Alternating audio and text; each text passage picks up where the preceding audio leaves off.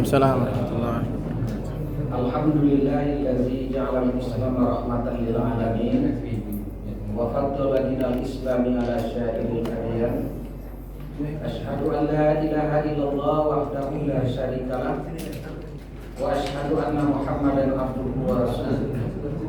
Allahumma shalli wa sallim ala hadzal nabiyil karim wa ala alihi wa ashabihi rasulillahi ajmain.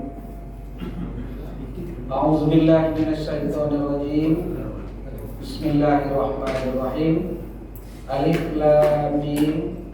Zalikal kitabu la raiba fihi hudal lil muttaqin allazina yu'minuna bil ghaibi wa yuqimuna as-salata wa mimma razaqnahum yunfiqun wallazina yu'minuna bima unzila ilaika wa ma unzila min qablik wa bil akhirati hum yuqinun.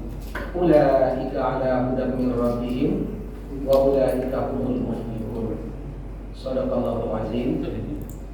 Yang sama-sama kita hormati Bapak Ketua dan Bapak Wakil Ketua, rekan-rekan hakim, kemudian Ibu dan Bapak sidang jamaah yang dirahmati Allah, dan istimewanya buat adik-adik dari mana? Dari Jambi ya. Iya. Dan ini harus diikuti ceramah terus, termasuk dinilai. Ya, kalau tidak diikuti nilai anjlok nanti. Tahu aja Bapak cepat.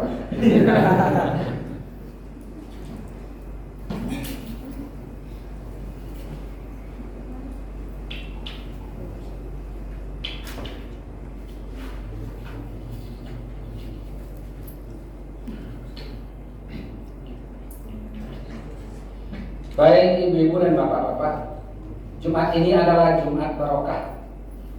Begitu padat acara di kantor. Pagi tadi acara pelantikan, sore ini rangkaiannya cukup padat, ya. Memilih agen perubahan sudah terpilih, dan saya tidak berhak mengumumkannya itu. Dan terakhir juga tetap ceramah, ya, ceramah seperti biasa. Mudah-mudahan ini bermanfaat semuanya. Amin ya rabbal alamin. Ada 5 syarat untuk meraih kesuksesan dan kemenangan. Ya, persyaratannya 5. Dalam ayat ini, ulaika ala hudan min rabbihim wa ulaika humul muflihun. Mereka itulah yang orang yang akan mendapat petunjuk dari Allah Subhanahu wa taala, sekaligus wa ulaika humul muflihun. Mereka lah orang-orang yang faizun, dalam tafsirnya orang-orang yang sukses dan orang yang menang. Mau? Mau. Kalau mau ya ikuti satu persatu, kemudian amalkan. Insyaallah jadi muflihun. Ya. 1. Allazina yu'minuna bil ghaibi. Syarat utamanya adalah orang yang beriman kepada yang gaib. Ya. Apa bedanya gaib dengan ilmu gaib? Ini yang perlu kita jelaskan, nanti nampak di situ. Ya, allazina yu'minuna bil ghaibi. Syarat pertama untuk memperoleh kemenangan itu adalah mereka yang beriman kepada yang gaib. Di dalam tafsir Ibnu Katsir jelaskan apa itu gaib. Allazina yusaddiquna ma akhbarallahu wa rasulih mimma la tahtadi ilaihi uqul. Segala sesuatu yang diberitakan ada dalam Al-Quran, ada dalam hadis, tapi yang diberitakan tadi la tahtadi ilaihil uqul, tidak bisa dicerna oleh akal pikiran manusia, termasuk oleh IT. Ya, oleh IT. Sekarang kan banyak mencoba. Katanya dalam Islam itu ada azab kubur, ya kan? Ada coba direkam, orang mati direkam. Ya.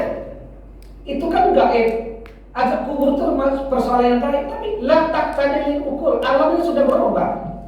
Itu namanya alam barzakh, tidak akan bisa dicerna oleh akal pikiran manusia.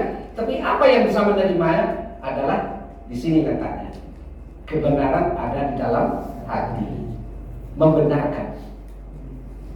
Ya, membenarkan. Adik-adik generasi muda, banyak orang murtad akhir-akhir ini konsep allazina yu'minuna bil ghaibi ini keliru. Ya. Termasuk salah seorang anak dari proklamator. Konsep allazina yu'minuna bil ghaibi itu keliru. Banyak orang murtad. Apa Apa yang gaib itu? Adanya Allah gaib. Ya, tidak bisa. Tapi bagaimana membuktikan Allah itu ada? Adanya alam semesta, adanya kita, adanya bumi, adanya langit. Maka dalam Al-Quran itu, alladzina yazkuruna Allaha qiyaman wa qu'udan wa 'ala junubihim wa yatafakkaruna fil khalqillah. Ini, pikirkan alam semesta ini, itu adalah ciptaan Allah. Langit 7 lapis, bumi 7 lapis. Sampai sekarang lapisan itu belum ditemukan oleh manusia. Ya, kalau susunan tata surya itu baru di langit pertama, susunan langit pertama. Wazayyana sama'i dunya bil kawakib dalam Al-Qur'an. Ya, di langit dunia itu ada susunan al-kawakib. Itu susunan apa? Tata surya itu. Ada yang Pluto yang terakhir itu susunan tata surya. Ternyata menurut konsep Al-Qur'an itu baru berada di bawah kolong langit pertama. Mana langit yang ketujuhnya itu? Belum. Cuma agak terungkap sedikit di waktu peristiwa Isra dan Mi'raj. Rasulullah sampai kepada Sidratul Muntaha. Ayo coba keagungan Allah itu. Kalau ini dipikirkan orang, tidak ada yang murtad. Malah orang yang di luar itu masuk ke dalam. Sekarang banyak yang di dalam keluar. Kenapa? Konsep beriman yang baik itu tidak benar. Ya. Jadi sekarang saya nggak serius ceramah Pak Ketua. Biasa malu-malu saya ceramahkan karena mungkin ini ceramah terakhir ya. Ya, nah Allah, keberadaan Allah ini yang sangat permanen, yang dimatangkan terutama oleh generasi muda. Banyaknya sekarang ini gangguan-gangguan mengganggu akidah umat Islam itu. Ya, maka enak saja dunia selebriti, enak aja dia pakai sudah pindah agama kan, sudah apa? Ya biarlah, tapi yang kita sekali mengucapkan Islam tetap Islam. Amin, aman tu bila hirabba, beriman dengan Rabb. Wabil Islam ini Islam sebagai din yang mengatur kehidupan kita. Ya, begitu dalam konsep allazina yu'minu. Ya, kalau saya ingin bertanya siapa yang dapat? Yang membuat nama Allah itu siapa? Nama Allah itu kan banyak. Ada 9. Walillahi asmaul husna. Tapi yang Allah itu siapa yang buat? Dia sendiri. Tolong baca dalam surat Toha. Innani anallah la ilaha illa ana fa'budni aqimis shalah li dzikri. Innani anallah, aku adalah Allah. Dia yang buat. Dia sendiri yang membuat. Baca dalam surat Toha, dia yang membuat. Inilah dia, la ma'budu bihaqqin illallah. Tiada yang pantas untuk diibadah dalam kehidupan kecuali hanya Allah. Allah tempat menggantungkan hidup dan kehidupan. Selalu surat Al-Ikhlas itu dibaca. Qul huwallah. Allah. Apa arti Allah Samad? Allah tempat. Sekarang kita perbaiki, kita bengkel ya. Itulah membuat akidah kita dangkal. Dan itulah karena kita menerjemahkan seperti itu. Allahus Samad, Allah tempat meminta. Kapan orang meminta sama Allah? Kapan meminta? Dikala dia susah, doanya panjang mintanya. Tapi dikala dia sudah berkecukupan, kesombongannya datang. Ar-ra'ahus tauna. Apabila merasa berkecukupan, cukup dari segi finansial, cukup dari sosialnya, mulai kesombongannya datang. Ya, kalau dia kaya, sombongnya seperti Qarun. Kalau dia penguasa, sombongnya seperti Fir'aun. Lurus saja sudah ada dalam Al-Quran itu. Ya, maka as-samadu i'tamada. I'tamada adalah menggantungkan hidup dan kehidupan. Allahus samad, Allah dapat menggantungkan hidup dan kehidupan kita. Senang, susah, kaya, miskin, tetap bergantung kepada Allah. Ini dia. Masuk. Maka kata Rasulullah dalam hadis, siapa yang membaca surat daripada surat Al-Ikhlas ini sama dengan membaca 2/3 dari Al-Quran. Karena kandungannya luar biasa. Allahus samad, Allah adalah tempat menggantungkan hidup dan kehidupan kita. Segala sesuatu ditentukan ada pada tangan Allah. Mulai di dunia sampai akhirat adalah kekuasaan Allah. Allahus samad, Allah tempat menggantungkan hidup dan kehidupan. Manik tamada ala malin qalla. Siapa yang menggantungkan kehidupannya siapa yang menggantungkan kehidupannya ini kepada harta, qalla. Orang itu selalu merasa kurang dengan harta. Maka seorang koruptor itu selama belum terungkap, dia tetap akan berusaha menjadi koruptor. Kenapa? Katanya kehidupan ini dengan harta yang banyak, hidupnya akan senang dan seterusnya. Menggantungkan hidupnya dengan harta, selalu merasa kurang dengan harta. Ibarat meminum air laut, semakin diminum semakin haus. Jadi manitamala ala malin qalla, siapa yang menentukan kehidupannya ini dengan harta, selalu akan merasa kurang dengan harta. Maka dalam hadis Bukhari itu dijelaskan, kalau nanti hambaku punya emas 1 lembar, dia akan menginginkan lembar yang kedua, dan begitulah seterusnya kehidupan manusia itu. Kenapa? Katanya materi itu bisa mengatur kehidupannya semata. Tidak, yang mengatur adalah Allah Subhanahu wa Ta'ala. Jadi siapa yang menggantungkan dengan harta, gambarannya seperti itu. Manik tamala ala kunin, siapa yang menggantungkan kehidupan ini dengan kekuasaannya, orangnya akan sesat. Seperti Fir'aun ya. Fir'aun itu pernah berucap dalam Al-Quran, saya adalah Rabb sekalian alam ini, katanya. Kenapa? Dia menggantungkan dengan kekuasaannya. Itulah datang arogan dan seterusnya. Tapi kalau menggantungkan kehidupan kepada Allah, orang tidak akan sesat, orang tidak akan merasa kurang, dan orang akan merasa puas. Inilah yang disebut dengan mutmainnal qulub, ketenangan jiwa. Ini endingnya ke sana, ketenangan jiwa. Ya. Jadi kalau jiwa sudah tenang, sifat qanaah datang, ya, istiqomah pun akan datang. Jadi ini dia allazina yu'minuna bil ghaibi. Mereka yang menancapkan rasa keimanan secara yang gaib. Jadi yang gaib itu segala sesuatu yang sudah diberitakan dalam Al-Quran, termuat di dalam hadis, yang diberitakan tadi tidak bisa dicerna oleh akal pikiran manusia, termasuk oleh teknologi manusia. Itulah gaib. Ya. Tapi sekarang kan orang banyak percaya dengan ilmu gaib, bukan dengan yang gaib. Itu terbalik, ya. Nah ini konsep allazina yu'minun. Jadi allazina yu'minuna bil ghaibi, ruang lingkupnya adalah arkanul iman. Rukun-rukun iman. Iya. Rukun iman. Kan sudah belajar rukun iman ya. Bagi yang belum, ya pelajari nanti. Arkanul iman. Yang kedua, wa yuqimunas shalah. Berdirinya ibadah sholat dalam kehidupan.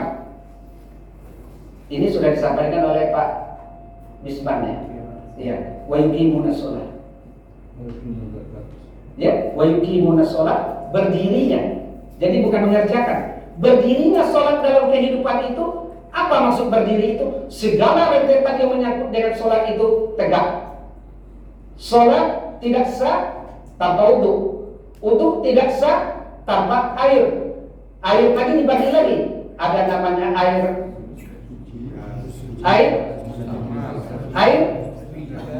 istiqmal ya. Itu dikaji. Itu babnya bab toharo, mempergunakan air. Kalau tidak ada air, istiqmal, mempergunakan benda keras, batu dan sebagainya. Yang penting jangan ada virus di situ. Jangan ada apa ya yang menyakitkan. Itu babnya. Jadi berdirinya sholat itu seluruh rangkaiannya itu adalah sempurna. Sampai kepada pelaksanaan sholat kemarin sudah dibaca oleh Pak Bisman, ya terutama dia melihat mengkaji sholat yang tomaknina. Ya tomaknina itu berhenti melaksanakan satu gerakan ke gerakan yang berikutnya itu secara sempurna. Tapi kan masih ada di umat Islam itu lomba sholat tercepat ya. Ada lomba sholat tercepat. Ya, kilat khusus. Jadi ada sholat. Jadi itu tidak ada pedoman. Yang ada shollu kama ra'aitumuni usolli. Sholatlah Anda itu sebagai Anda melihat saya sholat. Bagaimana takbir Rasulullah, bagaimana rukuk Rasulullah, bagaimana duduk iftiras Rasulullah, ya itu semuanya mengacu ke situ. Mau tak mau kita harus belajar. Ya, harus belajar. Harus belajar. Jadi bagus fikih yang dipelajari itu ada buku fikihnya sifat-sifat sholat Rasulullah. Itu semua hadisnya sahih. Ya, ada bukunya itu sifat-sifat sholat Rasulullah. Itu bukunya sahih. Semua yang apa di situ adalah yang tidak diperdebatkan lagi. Itu rangkaian berdirinya ibadah sholat. Kemudian efek domino daripada berdirinya sholat itu seperti yang disebut dalam Al-Quran, tanha anil fahsya wal munkar. Itu efek dominonya. Efek domino sholat itu apa lagi? Akan menenangkan jiwa. Itu efek domino daripada sholat. Tapi kalau sholat itu sudah berdiri secara benar. 2. Berapa syaratnya tadi? 5 itu ngecas ya. Yang lain itu bukan tidak ngecas, tapi terpesona.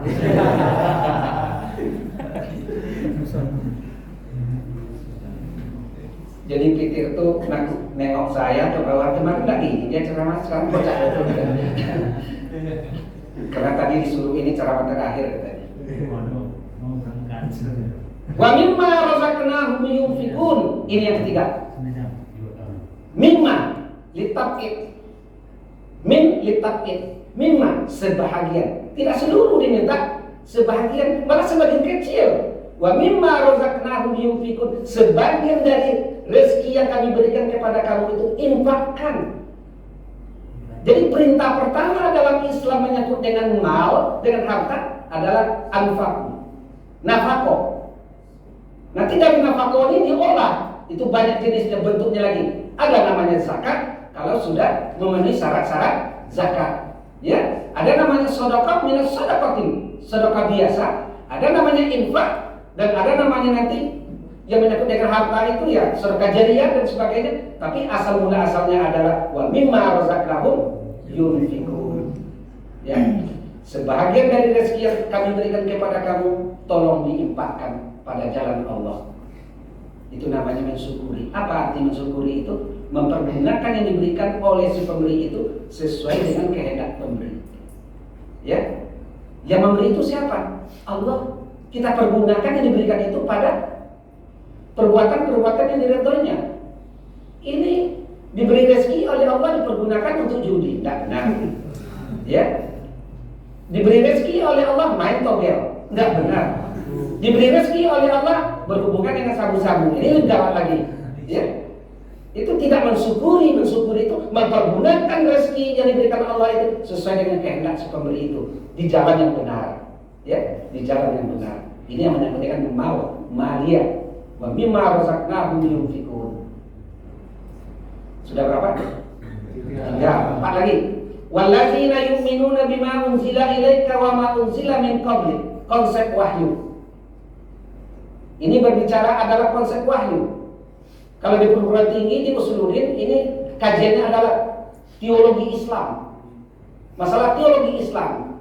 Kenapa? Banyak orang beranggapan baik buruk sesuatu itu bisa ditentukan oleh akal. Itu tidak benar. Tapi baik buruk sesuatu itu tidak semata ditentukan oleh akal, tapi adalah bimbingan dari wahyu.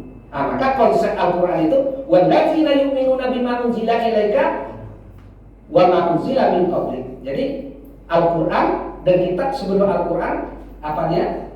Taurat, Zabur, Injil, dan ada suhuf. Ada beberapa suhuf ya. Ada beberapa suhuf. Tapi yang kitab itu Taurat, Injil, dan Zabur. Itu semuanya konsepnya adalah konsep wahyu. Konsep wahyu. Dan itu tidak dibuat-buat. Wa ma yantiqu 'anil hawa in huwa illa wahyu yuha. Itu wahyu dari Allah. Ini wajib diimani. Ya, wajib diimani konsep wahyu ini. Kenapa? Segala sesuatu dalam perjalanan hidup ini tidak bisa ditentukan oleh akal semata kecuali adalah bimbingan wahyu, bimbingan dari Allah.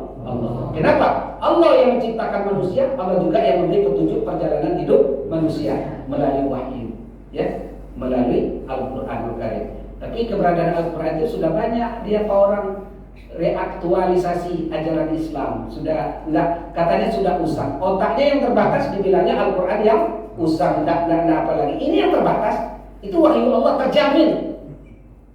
Islam Nusantara. Enggak, saya enggak bilang sebentar. Saya ya. Jadi konsep wahyu. Jadi segala sesuatu itu tidak bisa oleh akal semata, tapi adalah berpedoman kepada wahyu Allah. Baik wahyu Allah kitab yang sebelumnya, terutama bagi kita sekarang adalah Al-Qur'anul Karim. Ya. Yang kelima, wabil akhirati hum yuqinun. Terhadap adanya hari akhirat itu mereka yakin. Di sini juga orang tidak banyak yakin. Ya, ada akhirat itu orang banyak tidak yakin. Padahal akhirat itu awal dari sebuah akhirat itu adalah sebuah kematian. Islam dia atau tidak Islam, kafir dia atau Islam, tidak bisa dihindari. Kullu nafsin za'iqatul maut.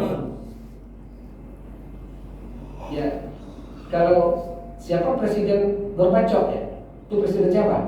Uni Soviet ya, orang ateis. Kalau bisa mendek kematian, kenapa dia mati juga? Maka itu sunnatullah, kullu nafsin za'iqatul maut. Awal dari sebuah kematian itu adalah menuju akhirat. Karena orang ini adalah menunggu dulu di alam barzakh menjelang dunia ini dihancurkan oleh Allah. Bagaimana kehancuran dunia pertama? Iza sama'un fatarat wa izal kawakibun tasar wa izal biharu fujirat wa izal kuburu buksirat. Ini awalnya. Apabila langit dibelah oleh Allah, wa izal kawakibun tasarat, gugusan bintang-bintang berjatuhan, wa izal kuburu buksirat, dan segala yang tertanam di bumi ini, buksirat itu akan dibangkitkan oleh Allah. Ini mulai awal kehancuran. Itulah iza zilatil ardu zilzalaha. Iza zilatil ardu zilzalaha. Itu hati-hati menerjemahkannya. Kenapa diulang oleh Allah zalzala 2 kali? Itu untuk membatasi teknologi Amerika. Jadi apabila bumi itu digoncang dengan segoncang-goncangnya, tidak ada permukaan bumi yang tidak goncang. Jadi kalau dibuat pesawat, dibuat alat untuk membela diri, tidak bisa. Iza zulzilatil ardu zilzalaha, apabila bumi ini digoncang oleh Allah dengan goncangan yang sangat serius, tidak ada yang bisa bertahan di permukaan bumi, hancur semua oleh kegoncangan itu. Itulah kiamat itu. Ya, jadi tidak bisa dibuat tembok besar untuk pembelaan menghindar kegoncangan, tidak bisa. Maka menerjemahkan Al-Quran itu hati-hati, harus diiringi dengan tafsirnya. Nah, jadi wabil akhirati hum yuqinun, dengan hari akhirat mereka yakin. Inilah orang-orang yang selamat. Kalau yakin dengan hari akhirat, orang akan mau beribadah yang baik dengan sebanyak-banyaknya, karena akhirat itu adalah walal akhiratu khairul laka minal ula. Akhirat itu adalah lebih utama. Ibu dan bapak sidang jamaah, saya tahu masih ada kebutuhan lagi, tapi saya cukupkan sampai di sini. Karena menurut konsep ini 5 cuma bisa tambah, ya. Jadi saya berharap ke depan Pak Ketua ya, dengan Pak Pitir. Kalau sekretaris tetap Pak Pitir, karena tidak ada duanya selagi dia di sini, tetap Pak Pitir. Kemudian mungkin Ketua Musola kita tunjuklah kepada oleh jemaah nanti, dan berharap mudah-mudahan acara kita di Musola dan diiringi oleh adik-adik yang silih berganti ya. Ini kebetulan Win ada juga dari Ujak, dari mana lagi? Sapi Marif ya, tetap ada terus kan aktif. Sapi Marif ya, bukan Sapi Marif. Bukan saya ngomong. Bukan saya, Pak ya. Tapi saya kan disebut Pak Adit juga ada Sapi Ilas. Mudah-mudahan ada manfaatnya. Ya mau ya? Dan Bapak dipindahkan ke Jawa Barat ke Sumedang, pabrik tahu itu. Dan Bapak siap untuk ke sana, ya, tidak apa-apa. Begitu gentleman kita jadi orang. Ya. Demikian saja, terima kasih. Wabillahi taufiq wal hidayah. Wassalamualaikum warahmatullahi wabarakatuh. Waalaikumsalam.